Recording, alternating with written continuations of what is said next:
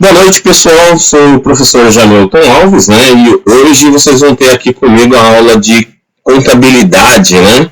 Nós estamos aqui focados no concurso unificado e, claro, né, a gente está trabalhando aí informações que estão pertinentes dentro do eixo 4. É importante ressaltar para vocês que o eixo 4 ele está trabalhando diretamente questões voltadas à contabilidade pública. Só que nós temos o seguinte problema. Eu não consigo falar de contabilidade pública sem inicialmente falar o que é contabilidade, né? Mas por que isso? Por que eu não pulo direto para a contabilidade pública?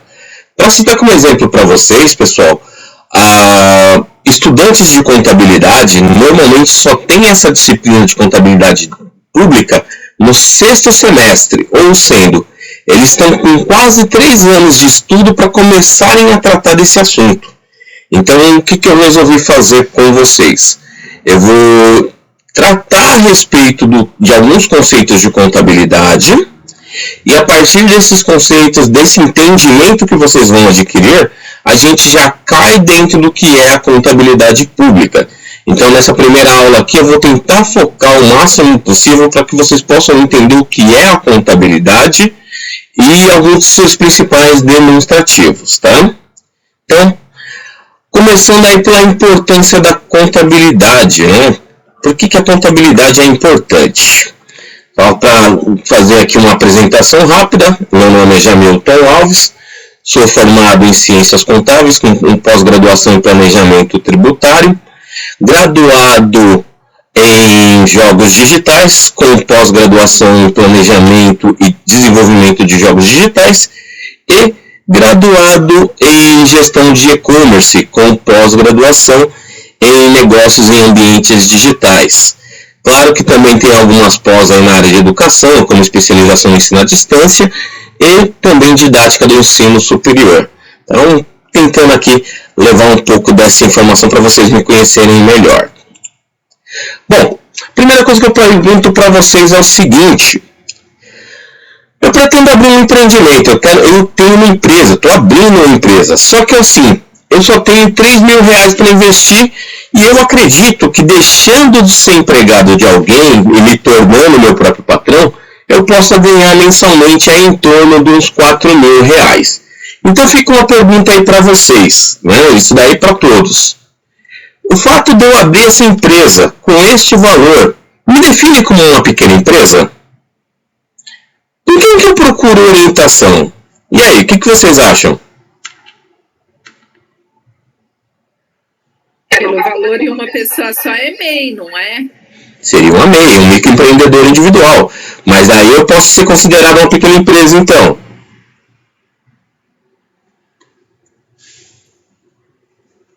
Pequena não, micro pode. Isso, seria uma micro, né?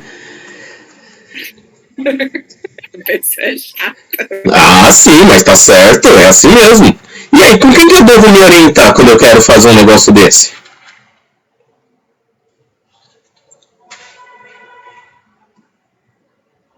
Jamilton, ora. Oxe! O contador, gente.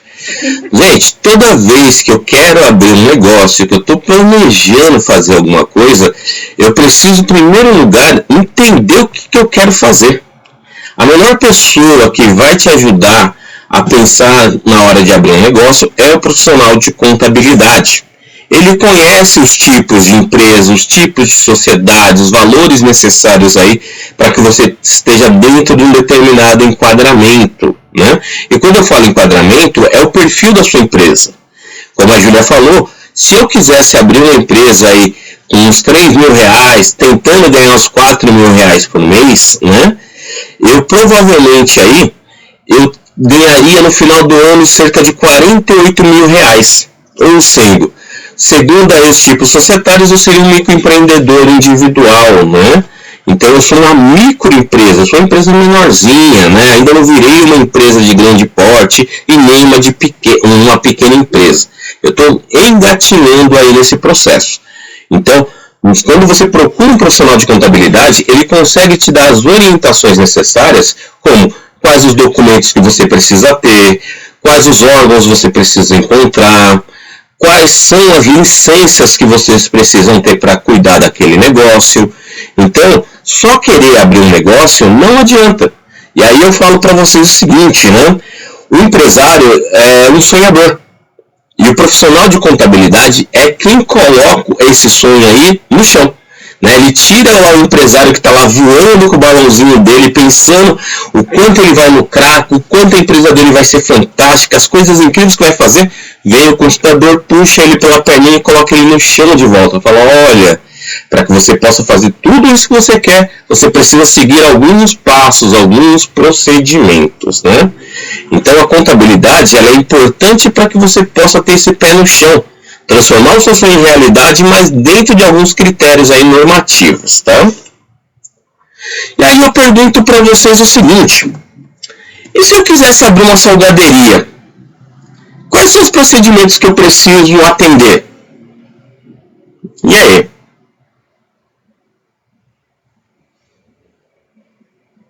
Só silêncio. Você, alimentação, precisa de licença também da saúde, né? Isso. A gente precisa aí de alguns termos e documentos como o da vigilância sanitária, né? Porque a gente está mexendo com alimentação. Isso. E se eu quiser abrir uma empresa que lida com tratamento de resíduos químicos? É para qualquer coisa. Isso. Eu quero agora mexer com resíduos industriais. Mexer com federal. E esse daqui? Quem que eu preciso procurar? Autorização estadual. Sim. Então, federal, dependendo do que ele está mexendo. Autorização para despejo de químico. Isso mesmo, né? Muito documento. E um monte de outras coisas. Tem uma série de documentos. E se eu quiser abrir uma empresa de crédito consignado? Consultoria, porque não tem... Senão eu estaria perdida nessas licenças. Ah, mas é verdade, porque tem muita coisa, né? Essa parte de legalização de empresas é extremamente importante e a gente precisa entender. E se eu quiser abrir uma empresa de crédito consignado para aposentados e pensionistas? Fala, Cris. Não sou eu. Porque só você não falou. E aí, o que você acha que precisa? Sei lá, procurar um banco pra ver o que o banco vai pedir. A Cris acha que procurar um banco aí para ver o que o banco pede, né? Vocês também têm alguma opinião? O Banco Central tem que registrar, não tem? Não tem que registrar por ser empresa financeira, tem que ter registro no Banco Central também, não tem? Tem alguns detalhes aí que a gente precisa ver. Então vamos entender isso melhor, essa proposta, né? Olha só, para que eu possa abrir uma salgaderia, pessoal, primeira coisa eu preciso definir onde que vai ser essa minha salgaderia.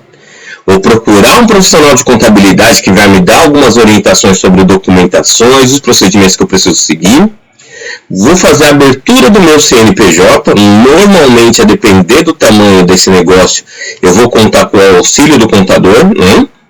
A confecção do contrato social e o registro na junta comercial, que vai oficializar o nascimento da minha empresa.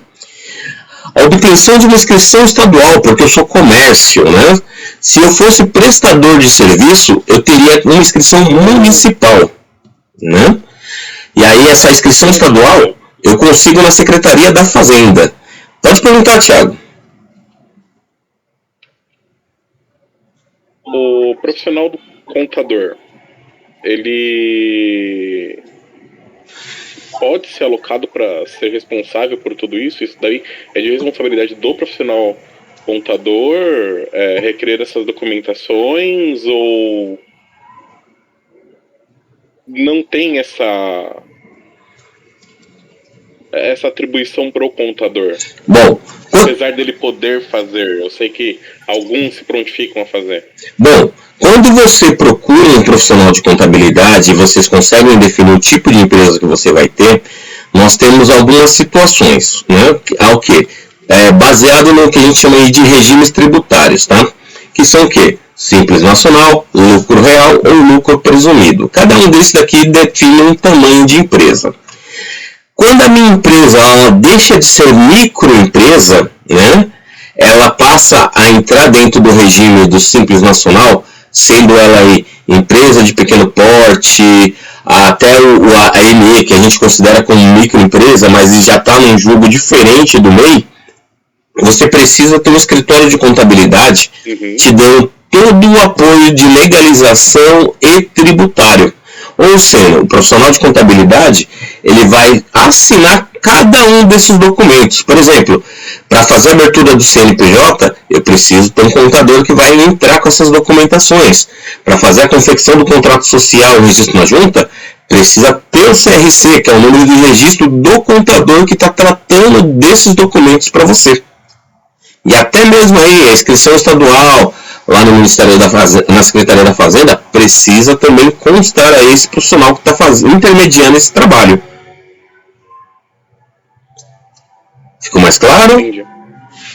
Ou seja, né, o profissional de contabilidade ele é importantíssimo quando a gente quer lidar com abrir um negócio, né, porque ele conhece os meandros aí para atender essa necessidade. Mais dúvidas? Outro ponto é importante, pessoal, o alvará de corpo de bombeiro e a liberação da vigilância sanitária, que foi o que a Júlia acabou comentando, né? Você precisa ter aí esses alvarás porque você está mexendo com alimentação, né? A questão da higiene do ambiente onde você está tratando desses alimentos, né? Precisa tudo ser devidamente liberado para que eu possa, então, dar seguimento. Porque no momento que a minha legalização está realizada, quer dizer que eu posso, então, efetivamente comprar os equipamentos e começar a cuidar do meu negócio, tá? Esse mundo aqui é o hipoteticamente perfeito, porque o que acontece na nossa realidade normalmente é a pessoa vai lá, abre o lugar, compra as coisas, faz a reforma, depois vai procurar fazer a legalização, né? Mas Brasil, né? Fazer o quê? Dúvidas com relação à salgaderia, pessoal? Não. Beleza. Tranquilo, só tem a questão da área de zoneamento, mas acho que isso não tem a ver com contador, ou tem? Tem, porque se tiver a questão de zoneamento, o contador tem que estar envolvido. Por exemplo, ele é que vai pedir o habite-se, né? Então é ele que vai entrar lá com o pedido de localização, permissão ali do município para poder estar com aquele espaço. Então, tem sim. E aí, a empresa de tratamento de químicos de resíduos industriais, né? Basicamente, ele segue quase o mesmo processo. Localização, a procura de um profissional contábil. Aí a diferença é, em vez de ir na Secretaria de Estado para pegar a inscrição estadual, aqui a gente tem a inscrição municipal porque é uma prestadora de serviço, né? Então ela está prestando serviço aí de retirada de resíduos de uma empresa maior. Só que para fazer esse tipo de serviço, exatamente por tratar de resíduos químicos, a gente precisa ver a viabilidade técnica e o impacto ambiental. Então, antes mesmo de poder trabalhar com isso, é necessário que alguns técnicos, né, junto à prefeitura, verifiquem o quanto aquilo pode ser danoso para o município. Tendo a devida autorização, se faz aí a abertura de CNPJ, confecção do contrato social, registro na junta, né? E claro, alvará do corpo de bombeiros, porque a depender do tipo de químico, pode ser um químico inflamável, né? E as certificações aí a respeito aí de descarte de resíduos químicos, né? Muitas vezes aí envolvendo as famosas ISOs, né? Dúvidas? Tranquilo. Opa! E aí a empresa de crédito consignado, a Cris falou aí da questão do banco, né? Aqui eu não preciso do banco, mas como a própria Júlia falou, eu preciso sim do Banco Central, né? Atualmente conhecer as normas técnicas aí que envolvem a questão do crédito consignado. Mas basicamente o andar é localização, procura o profissional contábil, faz a abertura de CNPJ, contrato social, inscrição municipal, procura o alvará de funcionamento, daí, claro, com as devidas autorizações aí do Banco Central, para poder tocar aí o negócio. Tranquilo para vocês? Uhum. Gente, deu para entender até aqui como é importante você ter um profissional de contabilidade cuidando para você poder abrir um negócio? Exatamente por conta dessa burocracia? Bom, eu trago essa importância para vocês, pessoal, porque a contabilidade ela tem muitos meandros, né? Trabalhar com a informação contábil não é só trabalhar uma série de números como muita gente pensa. Normalmente o pessoal acredita que trabalhar contabilidade que é uma ciência exata, e não é. Contabilidade é uma ciência social, ela é analítica, né? Nós transformamos informações em valor. E aí, para fazer isso, o que a gente precisa? Além de dados, né, para que a gente possa transformar em relatórios, a gente precisa avaliar, analisar e aí, com base nisso, tomar as decisões corretas. Para vocês entenderem como a coisa toda funciona, tá aí para vocês um diagrama sobre o sistema de informação contábil, né? A gente tem aí a contabilidade de custos, que é quem define preços e valores, quem define quais são os gastos que a empresa tem, aquilo que está sendo os custos com funcionário, energia elétrica, entre outras informações. Temos a contabilidade financeira, que trata diretamente da questão das finanças da empresa, né? Contas a pagar, contas a sair, investimentos, né? Temos aí a contabilidade gerencial, que é aquela que vai formatar os relatórios para que a empresa e a sua alta gestão possa tomar aí as melhores decisões. Temos a contabilidade social, que é aquela contabilidade voltada para a responsabilidade social. Por exemplo, eu quero saber o quanto essa empresa ela está atuando na comunidade onde ela está instalada, né? Vamos citar uma brincadeirinha aqui bem divertida. Digamos aí que a salgaderia ela abriu num determinado bairro para fazer a venda dos seus produtos, mas não é um bairro muito rico. Consequentemente, ela vende os salgados por um valor mais reduzido e vende bem. Só que, onde é que entra aí a parte social dessa empresa?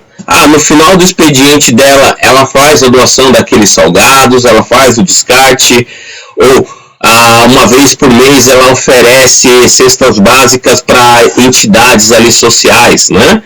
E tudo isso daí, consequentemente, é transformado em valores que vão impactar os números da empresa. Além, claro, né, de mostrar que a empresa ela é reconhecida como uma empresa responsável.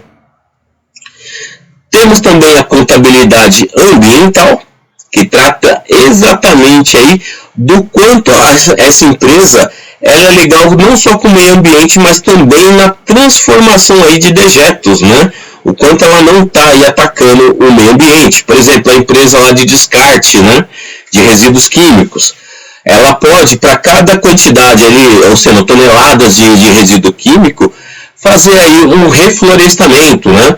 Está transformando ali os valores que ela gastou, né, para desfazer daqueles materiais na compra de árvores, de mudas, né? Exatamente para reverter o impacto que ela está gerando no meio ambiente quando ela faz os descartes, mesmo que controlados ali daqueles resíduos. Além disso, nós temos aí a controladoria, né, que atua diretamente com a alta gestão, consolidando as informações de todas as áreas de contabilidade. Para quê? Para poder apresentar essas informações aí para a diretoria, para a coordenação da empresa, para o dono da empresa, que é quem vai tomar aí as decisões. Então, tudo isso daí é necessário para o processo exatamente de gestão de uma empresa. Aí se você me perguntar, mas toda empresa precisa de tudo isso? Olha, pessoal, vou falar assim para vocês que as grandes empresas normalmente precisam de tudo isso. Conforme reduz o tamanho da empresa, você vai perdendo aí algumas dessas áreas, né? Algumas não precisam de contabilidade ambiental, não precisam de contabilidade social, mas necessitam de uma contabilidade financeira e gerencial, né? Então depende do tipo e perfil da empresa. Então cada empresa, para atender suas demandas, acaba adotando alguns critérios contábeis que possam aproximar aí da característica dela. Dúvidas? Por enquanto está tranquilo. Ótimo. Julinha? Eu tenho, assim, você falou, nem sempre precisa de tudo, mas talvez não seja muito mais o caso de a mesma pessoa acumular funções dentro de uma empresa pequena, quanto menor. É bem comum isso, né? Tanto que é muito comum você encontrar profissionais de contabilidade que são generalistas, né? Eles entendem um pouco de cada uma dessas áreas exatamente para poder atender as necessidades das empresas. O que é mais comum, e é o que a gente vê no nosso dia a dia, é a contratação de um escritório de contabilidade. Ou seja, a empresa, quando ela tem um tamanho mais reduzido, ela não tem como subsidiar e nem custear cada um desses departamentos que a gente tratou. Então, o que ela faz? Ela contrata um escritório que tem, às vezes, de resolver cada uma dessas contabilidades para ele. Só que, mesmo assim, é vendido meio que por módulos, né? Ah, eu preciso de alguém que mexa com a parte financeira da minha empresa. O escritório vai lá e mexe.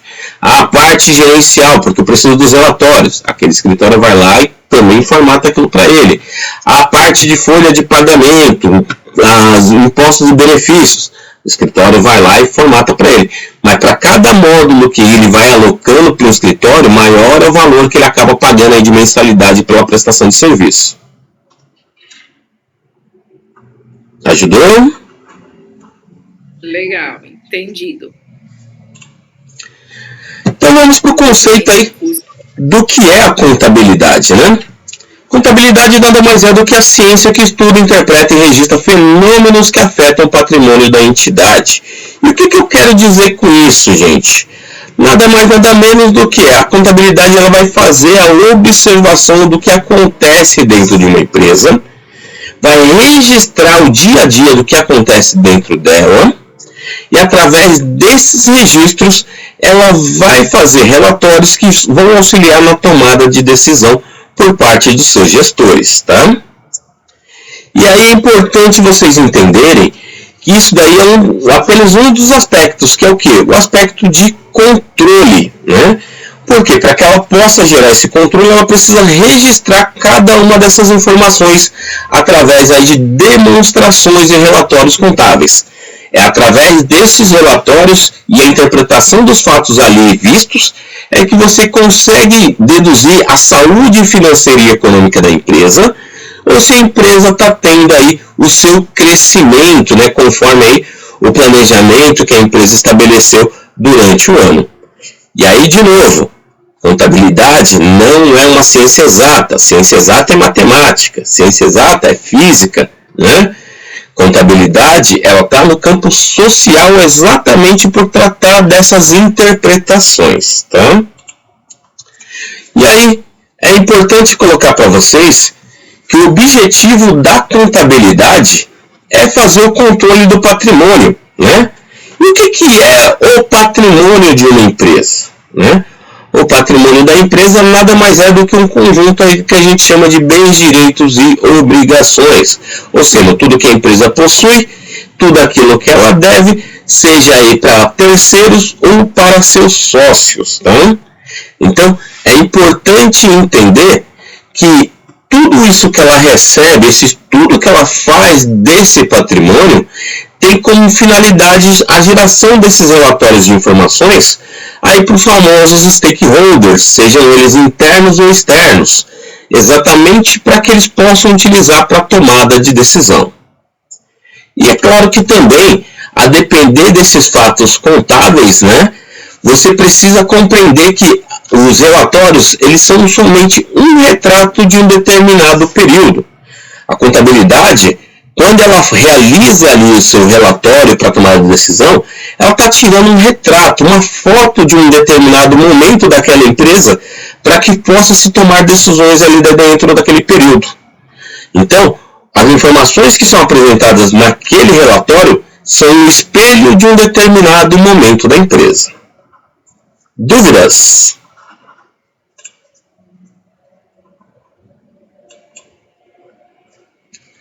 E claro, né? Pode falar.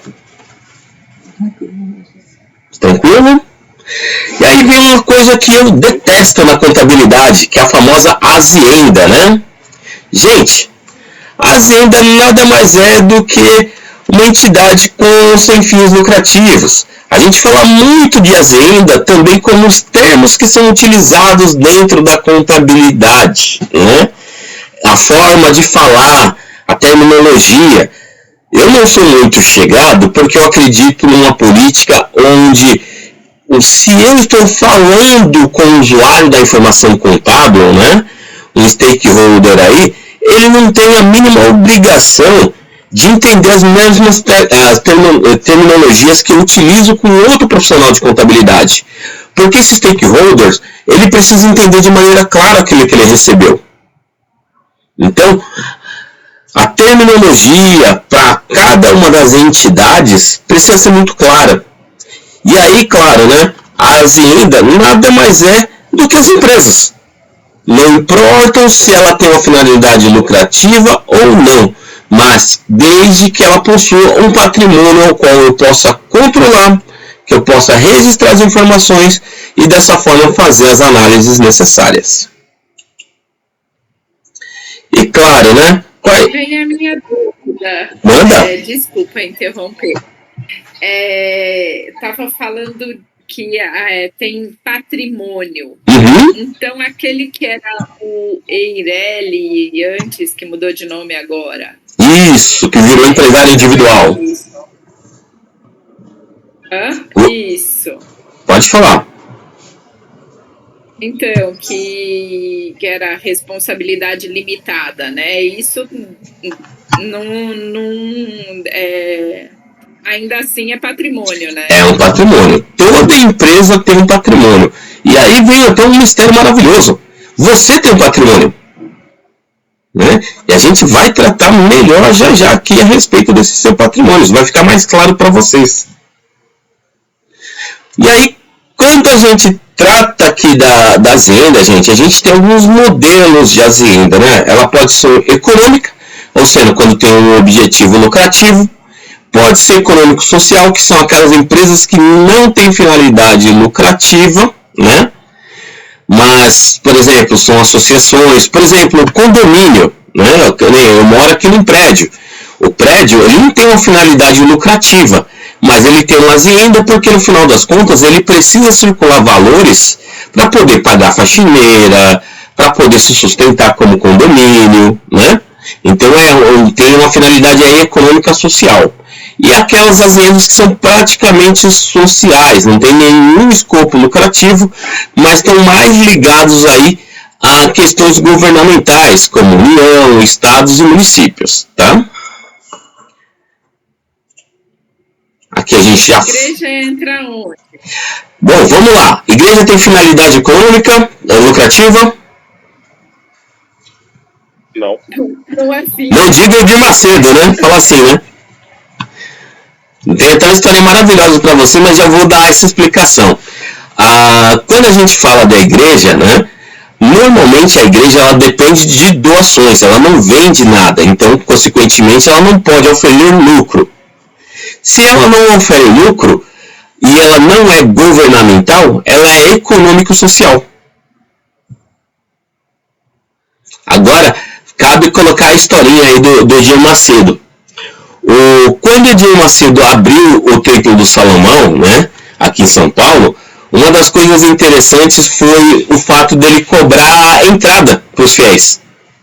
Então, para quem não sabe, o Templo do Salomão não é de graça para você entrar lá. Você tem que pagar o ingresso.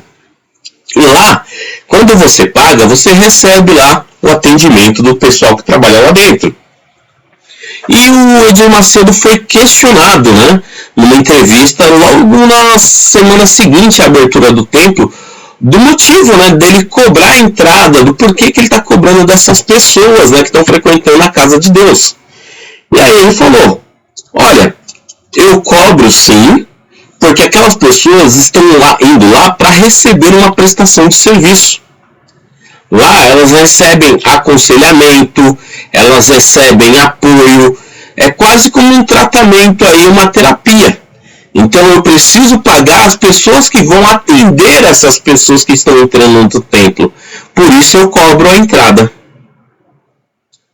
Então olha aí que Eu sei que não tem nada a ver com a aula, mas é meio estranho, né? Se você acumulou o patrimônio através de doações, você comprar alguma coisa com essas doações para poder cobrar, acho que deveria ser legal. Claro que deveria ser legal, mas, né, governo é governo, ou seja, ele tem um desvio de finalidade. A igreja deveria, como a gente falou, ser econômico-social, mas ele utiliza só como econômica, né? Vamos pegar aqui umas igrejinhas de bairro, né? O pessoal que é católico consegue colocar isso. O católico, até o evangélico, nessas igrejinhas menores, tem essa finalidade. O que acontece? Chega a hora ali da contribuição. Passa ali a sacolinha, cada um dá uma contribuição, e aí no final do período é contabilizado o valor que foi recebido em doações. Por obrigação, a igreja tem que reverter esses valores recebidos nos custos que a igreja tem para sua manutenção, mais o que a gente chamaria aí o salário de sobrevivência do padre, né? Então a igreja vai pagar a conta de luz, vai pagar telefone caso tenha, internet caso ela possua, e aí vai reverter nas reformas ali, talvez ampliação da igreja, né? Fora um valor aí para a subsistência do padre. Então entenda que a regra é utilizar o dinheiro recebido para esse tipo de demanda. Mas infelizmente a gente tem que nem o padre boiadeiro, como ele diz lá, eu já não aguento mais, né? Com as Padre boiadeiro é complicado. Nossa, né? Várias cabeças de gado, fazendas e tudo mais, mas ele não consegue manter o canal de TV dele, é muito triste. Ele é obrigado a não pagar salário pro pessoal, senão não dá certo, né? Bom, essa tela aqui é muito difícil. Se dá difícil para ele, imagina para nós, né? Bom, essa tela aqui a gente já falou um pouquinho a respeito. E aí é importante colocar para vocês que a contabilidade ela tem algumas outras aplicações, né? Não é só trabalhar com empresa. A gente tem aí a educação contábil que volta a ensinar, né, contabilidade para futuros profissionais. Tem a perícia contábil que é voltada aí a auxiliar processos judiciais, normalmente aí ajudando ao juiz no esclarecimento de algumas dúvidas pertinentes. Por exemplo, uma empresa possui alguns veículos e precisa aí fazer a determinada estimativa. Pode ser aí contratar um perito contábil. Houve um litígio entre sócios, né? Um sócio está roubando, aí o outro quer que seja verificado as finanças da empresa para provar que houve ou não um desvio ali de valores, perito contábil, né? Temos a auditoria contábil, que está aí para verificar se os processos e procedimentos estabelecidos de acordo com as normas brasileiras de contabilidade estão sendo aí utilizadas corretamente dentro das empresas, né? A auditoria é um processo extremamente importante, tanto que a gente tem aí a auditoria externa e interna. Tanto que a auditoria externa é a mais comum, é aquela que é obrigatória para as grandes empresas, que fazem a fiscalização. Por exemplo, a Petrobras, quando foi identificado a questão do rombo fiscal dentro dela, né, a fraude, foi identificado por conta de um processo de auditoria contábil. Apesar que a própria auditoria contábil, né, a auditora, fraudou os relatórios de auditoria para beneficiar a empresa durante alguns anos. Mas com a mudança de gestão, pegaram no pulo, né? Então ela é obrigatória ser uma empresa que seja alheia à empresa ao qual vai ser auditada, e vai gerar um relatório contábil com as informações, falando se a empresa está agindo corretamente ou não, caso esteja agindo com uma inconformidade, colocar possíveis ajustes que a empresa pode realizar para ficar devidamente regularizada, né? Ou se a empresa já está devidamente regular. Temos também aí a auditoria interna, né? Essa auditoria interna já é criada pela própria empresa para caso de uma futura auditoria. Então ela pega um grupo de funcionários e esses funcionários vão ajudar a verificar se os processos internos da empresa estão devidamente sendo cumpridos. Por que isso, pessoal? Porque quando chega o período de uma auditoria externa, a auditoria externa ela cobra por dia de trabalho. E aí, se uma auditoria interna já elaborou os documentos e papéis, mais rápido a auditoria externa realiza o trabalho e vai embora, ou sendo menos custo para a empresa auditada. Tranquilos até aqui? Tranquilo. E aí temos a contabilidade pública orçamentária, que é o que a gente vai tratar aqui durante as nossas aulas, né? Que é um foco quando a gente trabalha aí a contabilidade que é feita dentro do governo, ou seja, entender o que o governo faz. Inclusive, cabe uma pergunta para vocês bem legal, né? Eu sou uma empresa governamental, eu sou entidade de governo, sou prefeitura, e aí eu vou fazer uma pracinha, foi orçado lá um determinado valor. No final da construção dessa praça, eu posso ter lucro? A Cris falou que não. Pareceu o miado de um gato, mas ela falou que não. Pode sim. Né? Se você foi contratado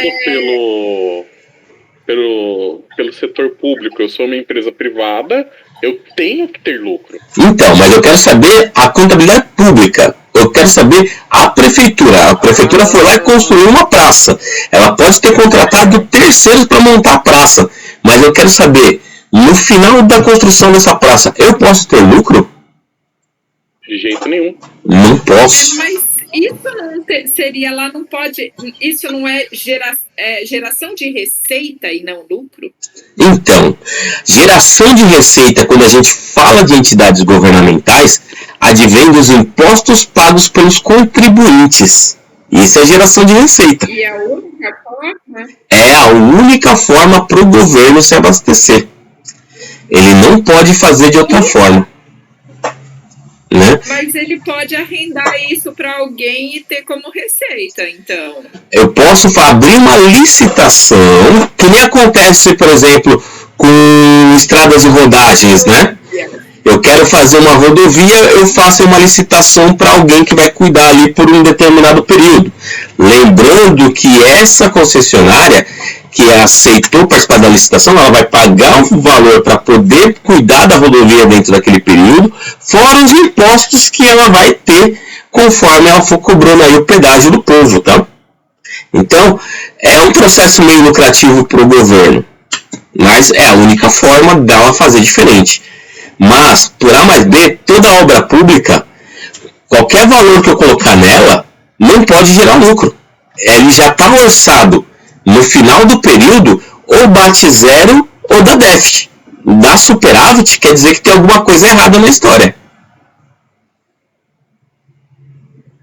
Por que foi orçada maior e no final das contas não gastou tudo aquilo? O que aconteceu? Então entenda que o governo ele é bem complicadinho na visualização aí da sua contabilidade pública. Mas a gente vai ver bem melhor aí um pouquinho mais para frente. Temos a contabilidade fiscal ou contabilidade tributária, que trata diretamente dos impostos, não importa se esse imposto é para pessoa física ou para pessoa jurídica, ou seja, para as empresas, né? É eles que definem aí como é que eu faço a apuração desses impostos, como é que eu vou fazer o pagamento, né? E aí temos a contabilidade internacional. Hoje em dia, as normas brasileiras de contabilidade andam de mão dada com a contabilidade internacional. Ela é padronizada, tá? Exatamente porque nós temos muitas empresas internacionais que investem no Brasil. E aí, consequentemente, a gente precisa mandar muito relatório para fora e antigamente precisava fazer toda uma adequação de cada um desses relatórios. Com o advento em 2010 da contabilidade internacional e a padronização com as normas brasileiras de contabilidade, isso acabou quase que inexistindo. Levou-se alguns anos aí para fazer a adequação, mas hoje em dia é tudo igual. Os relatórios que eu faço aqui no Brasil são os mesmos que são aplicados lá fora. Dúvidas? Por enquanto está tranquilo. Ótimo. Tranquilo. E aí, a gente precisa falar um pouquinho então dos nossos stakeholders. Quem são os usuários da informação contábil, né? Gente, os usuários eu não preciso nem dizer que são muitos. Mas eu vou começar de dentro para fora, tá? O profissional contábil, ele faz aí o que a gente falou, que são as demonstrações e relatórios contábeis. São neles que estão as informações aí para a tomada de decisões. E aí, a gente vai ter os stakeholders internos, que são aqueles que estão dentro da empresa, sendo eles os gestores, os acionistas da empresa, que são as pessoas que vão tomar decisões que são cruciais aí para o andamento e o crescimento da empresa. Por exemplo, a empresa está pensando em abrir uma filial em um outro estado. Eu preciso que o contador verifique se naquele estado tem algum tipo de beneficiamento tributário. Por exemplo, a empresa que se instalar em Santa Catarina, lá num determinado polo industrial, não precisa pagar ICMS. Nossa, para a empresa isso é uma mão na roda, né? Não tem que pagar 27% a 36% de imposto. É claro que ela vai dar um jeitinho de se instalar lá, né? Mas esse beneficiamento só vale por 1 ano. Putz, a empresa estava louquinha para fazer um contrato de 2 anos. Já vai ter que rever aí sua postura, seu planejamento. Então ela sabe que durante 1 ano ela pode aí ter isenção de ICMS. Depois desse ano ela vai ter que passar a pagar. Então ela firma um contrato só de 1 ano para evitar de pagar aí esses tributos. Ficou claro aqui para vocês? Uhum. E aí a gente tem os stakeholders externos, né? Esses daqui são um pouquinho mais amplos, que podem ser o quê? Possíveis investidores, clientes da empresa, instituições financeiras, os próprios funcionários da empresa são tratados como stakeholders externos. Sabe por quê? Porque vocês não têm poder de decisão para com a empresa. Vocês recebem a informação contábil através de relatórios. Por exemplo, a minha empresa quer comprar de uma outra, ou seja, está procurando um determinado fornecedor, mas eu quero uma linha de crédito, eu quero pagar prazo, né? Eu quero faturar. E aí esse fornecedor ele pede a demonstração de resultado do exercício, que é um relatório mensal que a empresa faz para demonstrar aí os seus rendimentos, ou o balanço patrimonial, que é o que demonstra aí a saúde financeira e econômica da empresa. E aí, através dessa análise, esse fornecedor consegue verificar se a minha empresa tem condições aí de gerar os pagamentos e se vale a pena abrir uma linha de crédito para mim. Então, olha aí como é importante, né? Para os funcionários, a gente pode falar que é o próprio LERIT. O LERIT é um relatório, né? É uma forma com a qual o funcionário sabe ali o quanto ele está recebendo de salário, os descontos que estão tendo dele, sendo que esse relatório ele é extraído de um relatório maior, que é de benefícios, de pagamentos da empresa, né? Só que são agrupados aí de uma forma que seja fácil para a leitura desse funcionário. Outro stakeholder externo é o próprio mercado financeiro, os órgãos governamentais, porque no final das contas são eles que vão definir taxa de juros, são eles que vão construir os impostos, né? E claro, tudo isso aí de uma forma mais ampla, inclusive outros países aí vão recebendo essas informações contábeis para tomada de decisões. Ficou claro assim para vocês, pessoal? Sim. Uhum. Ótimo. Opa! Bom, então baseado aí no que a gente já tem de informação, né, pelo que vocês já sabem de alguns usuários da informação contábil, eu pergunto para vocês. Como é que a informação contábil pode ajudar uma pessoa física?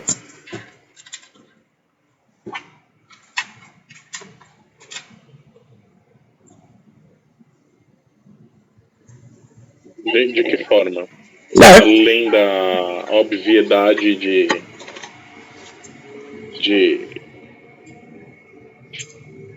com relação a pagamento fiscal, a abertura de empresas, a própria... Lembrando que não é o profissional de contabilidade, a informação contábil, os relatórios. Não, sim, a informação contábil, Uhum. ela ajuda. Ajuda. A ler do engano meu, né? Não sei. Ajuda mesmo, mas não só isso, né? Pagar menos imposto de renda, talvez. Sim, né? E pequenas imobiliárias, como é que a informação contábil consegue ajudar essas imobiliárias?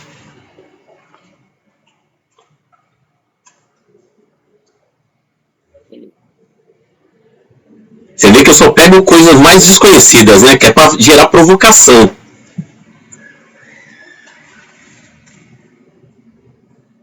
Às vezes pelo local, saber o que é, o que não é.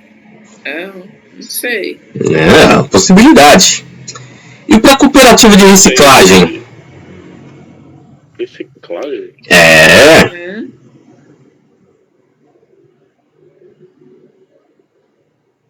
Esse Deus do céu, né? Na questão de cooperativa, aí entra toda a parte de não funcionário, né? Porque isso dá mais dor de cabeça do que assinar carteira de trabalho, não? Cooperativa é uma dureza, filha. E colocar isso na cabeça de pessoas que viveram de CLT é mais difícil ainda. Tá vendo que eu sei. Com certeza. E empresas intermediadoras de captação de recursos para crowdfunding, os famosos financiamentos coletivos. Essa daqui eu sei que eu chutei lá embaixo. Esse tipo de empresa aqui, pessoal, ela recebe valores para tirar projetos do papel. Como assim? Um crowdfunding. Ou seja, como é que a informação contábil ajuda eles? Tem algum acompanhamento contábil? Desculpa a pergunta e a ignorância. Tem, porque é empresa, tem CNPJ. Tem CNPJ, dançou. Tem que ter acompanhamento. Mas aí as informações contábeis não vai servir para tudo? Serve para tudo, mas de formas diferentes. Gente, lembra que eu falei para vocês que nós temos stakeholders, né?